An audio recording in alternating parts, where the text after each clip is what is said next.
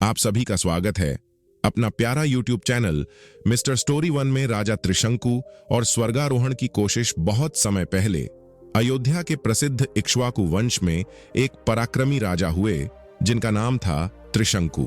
त्रिशंकु एक शक्तिशाली, उदार और धर्मपरायण शासक थे, लेकिन उनके मन में एक अनोखी इच्छा जन्मी। मैं जीवित अवस्था में अपने शरीर समेत स्वर्ग जाना चाहता हूं। यह इच्छा सुनकर दरबार के सभी विद्वान, आर्षि और मुनि चकित रह गए। स्वर्ग तो मृत्यु के बाद पुण्य आत्माओं को मिलता है, लेकिन त्रिशंकु ने निश्चय कर लिया था कि वे अपने शरीर सहित स्वर्ग में प्रवेश करना चाहते हैं। वशिष्ठ आर्षि का इनकार। त्रिशंकु ने सबसे पहले अपने कुलगुरु महर्षि वशिष्ठ के पास जाकर अपनी इच्छा प्रकट की। महर्षि वशिष्ठ ने धैर्यपूर्वक सुना, फिर शांत स्वर में कहा, राजन, यह प्रकृति के नियमों के विरुद्ध है। ऐसा कार्य धर्मसम्मत नहीं है। मैं इसमें तुम्हारी सहायता नहीं कर सकता। त्रिशंकु निराश हो गए, लेकिन उन्होंने हार नहीं मानी। वे वशिष्ठ के सप्त आर्षि पुत्रों, वशिष्ठ के 100 पुत्रों के पास गए और उनसे यज्ञ करवाने की प्रार्थना की। परंतु वशिष्ठ पुत्रों ने भी त्रिशंकु का उपहास उड़ाया और कहा, यह असंभव है। जीवित देह के साथ स्वर्गारोहण, तुम पथभ्रष्ट हो गए हो। त्रिशंकु का अपमान हुआ। क्रोधित होकर उन्होंने वशिष्ठ पुत्रों को शाप दे दिया, तुम सब अपने अहंकार के कारण नष्ट हो जाओगे। और वही हुआ, वशिष्ठ पुत्रों का विनाश हो गया। विश्वामित्र की सहायता अपमानित और दुखी त्रिशंकु अब महर्षि विश्वामित्र के पास पहुंचे। विश्वामित्र एक तेजस्वी, तपस्वी और अत्यंत बलशाली आर्षि थे, जिनकी तपस्या से देवता भी कांपते थे। त्रिशंकु ने हाथ जोड़कर विश्वामित्र से निवेदन किया, हे महामुनि, मेरे कुलगुरु वशिष्ठ ने मेरी इच्छा अस्वीकार कर दी। क्या आप मुझे शरीर सहित स्वर्ग भेज सकते हैं? विश्वामित्र को वशिष्ठ के प्रति पहले से ही प्रतिस्पर्धा का भाव था। त्रिशंकु के अपमान को अपना अपमान समझकर उन्होंने गरजते हुए कहा, त्रिशंकु, तुम्हारी इच्छा अवश्य पूरी होगी। मैं तुम्हारे लिए ऐसा यज्ञ करूंगा कि तुम जीवित अवस्था में स्वर्ग जाओगे।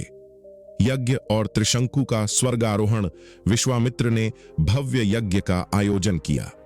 देवताओं को आहूत किया गया, लेकिन इंद्र और अन्य देवता इस यज्ञ में सम्मिलित नहीं हुए। वे त्रिशंकु को जीवित शरीर समेत स्वर्ग में प्रवेश देने को तैयार नहीं थे। तब क्रोधित होकर विश्वामित्र ने अपनी अपूर्व तपोशक्ति से त्रिशंकु को स्वर्ग की ओर धकेलना शुरू किया। त्रिशंकु धीरे धीरे आकाश में उठने लगे। वे बादलों को पार करते हुए स्वर्ग के द्वार तक पहुंच गए, लेकिन जैसे ही वे स्वर्ग के प्रवेश द्वार पर पहुंचे, देवताओं ने उन्हें ठुकरा दिया। इंद्र ने त्रिशंकु को धक्का देकर नीचे गिरा दिया। त्रिशंकु गिरने लगे, सिर नीचे और पैर ऊपर। वह दृश्य अत्यंत भयावह था। त्रिशंकु ने रोते हुए पुकारा, हे गुरुदेव, मेरी रक्षा कीजिए। त्रिशंकु का अपना स्वर्ग विश्वामित्र ने अपनी अपार शक्ति से त्रिशंकु को आकाश में ही रोक दिया। उन्होंने क्रोधित होकर घोषणा की, यदि देवगण त्रिशंकु को स्वर्ग में स्थान नहीं देंगे तो मैं स्वयं उनके लिए एक नया स्वर्ग रचूंगा। विश्वामित्र ने तपोबल से त्रिशंकु के लिए आकाश में एक नया स्वर्ग बनाया, जहां त्रिशंकु को एक विशेष स्थान मिला। वहीं उल्टे लटके हुए त्रिशंकु स्वर्ग के अधिपति बने। उनकी यह विचित्र स्थिति न पृथ्वी पर न पूर्णतः स्वर्ग में आज भी त्रिशंकु शब्द के रूप में प्रसिद्ध है, जिसका अर्थ होता है ऐसी स्थिति जहां न यहां के हो न वहां के। कहानी का संदेश। त्रिशंकु की कथा हमें यह सिखाती है कि इच्छा शक्ति और गुरु की कृपा से असंभव कार्य भी संभव हो सकते हैं, लेकिन प्रकृति के नियमों से लड़ने की जिद कई बार हमें विचित्र परिस्थितियों में फंसा देती है। त्रिशंकु का स्वर्गारोहण मानव अहंकार, तपस्या की शक्ति और गुरु शिष्य संबंध का अद्भुत उदाहरण है।